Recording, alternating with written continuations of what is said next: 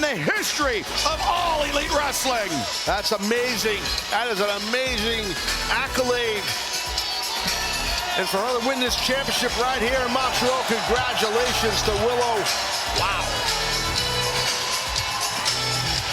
The culmination of so much hard work. Willow Nightingale, your new champion in the conglomeration, out to celebrate. She's gonna need a backpack. Don't worry, I think Orange Cassidy's got her covered. I think you're right.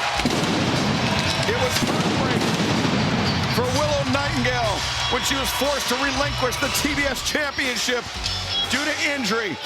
But what an incredible way for her to bounce back, as we see then the CEO, Mercedes Moné, looking down at the woman she will face on the 30th of August in London at Wembley Stadium. Mercedes Moné, Willow Nightingale, one-on-one for the AEW Women's World Championship. Yeah, Mercedes has been waiting on this, the final match of 2025.